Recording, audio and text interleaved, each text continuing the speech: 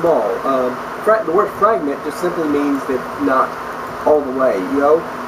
There might be a page missing, page torn, maybe some writing is illegible, but the point is it might still contain quite a bit. We have almost the entire Gospel of John, for example, dated to the latter part of the 2nd century. Alright? And we can take all these fragments, put them together, and come up with over half the New Testament. That's not all. The early church fathers, the earliest leaders of the Christian church, starting with the apostolic fathers, the ones that were disciples of the disciples, or people that were acquainted to disciples of the disciples. Okay, that's the earliest of the church fathers. And then after that, the earliest church leaders following the apostles, about 6 centuries worth. Over 1 million quotes from the New Testament they quoted it quite often. If you include the church fathers of the first 4 centuries, you're looking at over 86,000 quotes. If you include the church fathers of the 2nd and 3rd century, that's prior to the 4th century, we're looking at over 32,000 quotes. If you include the church historian Eusebius, writing before and during the time of Council of Nicaea in AD 325, we have over 36,000 quotes. Now let's consider the church fathers of the 2nd and 3rd century. If we were to burn up every bit of the manuscripts we have, we'd still have, we would still not be without a witness to what the New Testament said. They quoted so much from it that we can reconstruct, and just the ones that prior to the 4th century, 2nd and 3rd century church fathers, starting at the latter part of the 1st century throughout 2nd and then 3rd century. Okay, this is all before the 4th century. We can reconstruct almost the entire New Testament. Almost the entire New Testament. All but 11 verses. Piecing them together just like a jigsaw puzzle. Alright? So it would not be left without what the New Testament said at all. In fact, the variations between the manuscripts does nothing to set their harm a single thing that Christians believe. We can reconstruct the New Testament to over 99.9% accurate.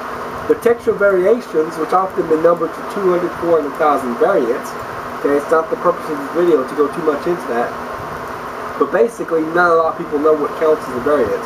If you got like the Gospel of John, with a different spelling of 2 N's, J-O-H-N-N, and you got that in 1,000 manuscripts, same deviants, but in 1,000 manuscripts, it counts as 1,000 variants. Really and truthfully, these 200 to 400,000 variants, which by the way is more words in the New Testament, because the amount of words in the New Testament is like 137,000 words in the entire New Testament.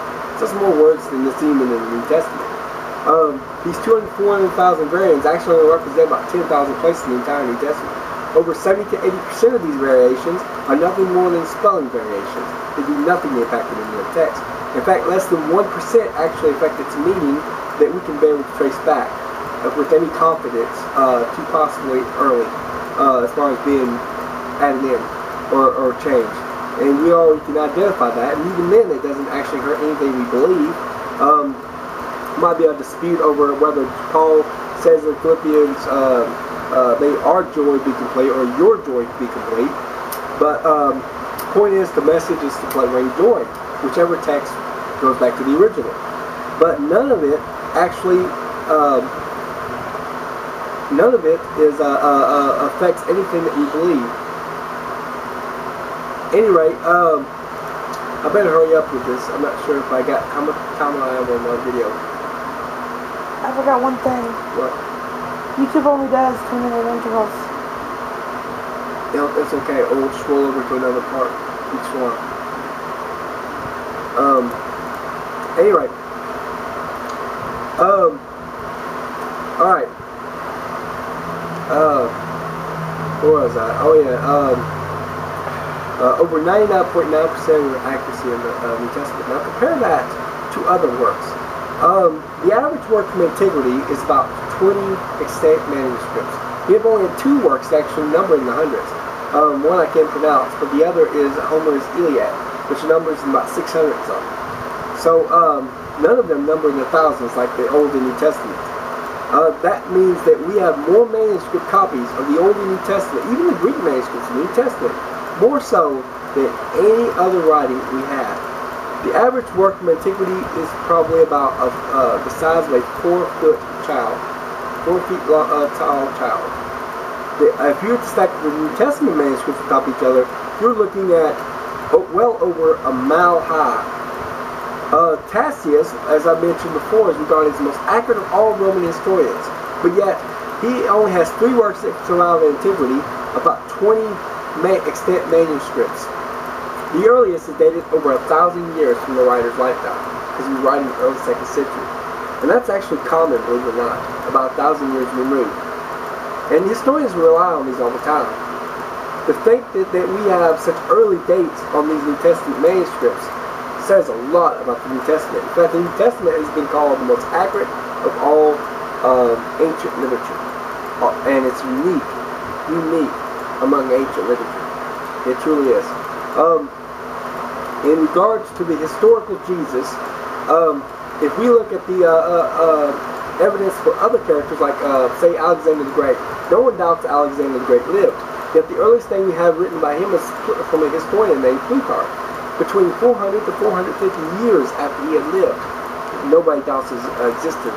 Siddhartha Gautama founded Buddhism, right? Buddhism was an oral religion until it was finally written down. But the earliest thing we have written by it, both the Buddha scriptures and Siddhartha Gautama's biography, dates within 500 years after the man had lived. After he had lived. And legends started coming among Buddhism about 400 years afterwards. And as a result, even though legends came among them, I mean, a lot of what we believe or thought or been told about Siddhartha Gautama is probably legend, but nobody doubts Siddhartha Gautama lived. Nobody does. The evidence for Jesus' existence is way greater than any other founder of any other religion in the world. In fact, it's greater than any other figure we have from ancient history. None has that many sources, that many early dated sources, all supporting the historical Jesus. The 4 Gospels themselves, which get attacked by skeptics all the time, skeptical scholars, skeptics, people that are atheist scholars like Richard Carrier and Gerd Ludemann, agnostic scholars like Bart Ehrman, would date the 4 Gospels within 60 to 70 years of Jesus' lifetime, all within the 1st century. Nobody doubts this at all. Alright? So, as far as the mystery religion thing goes, you really need to actually research what it is that you're believing in. Beliefs have consequences. And I'm going to tell you something. If you're one of those people that believe in mystery religions, okay, they're bought into those conspiracy theories, hook, line, and sinker, alright? I'm here to tell you that the facts do not support these mystery religions. Almost no one buys into them except for lay skeptics. They have been proven wrong numerous times over the past 200 years. In fact, until they got reintroduced to a new generation that didn't know they were disproven, nobody bought into them for about 200 years after they claimed it. Now they're starting to bring it back and to bring it through popular bestseller like Da Vinci Code. Listen. The facts are completely different from what you've heard and what you read. I promise you that. And I strongly urge each one of you to seriously consider the facts and the evidence for Christianity.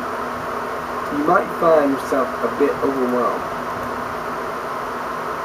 Alright, that's it.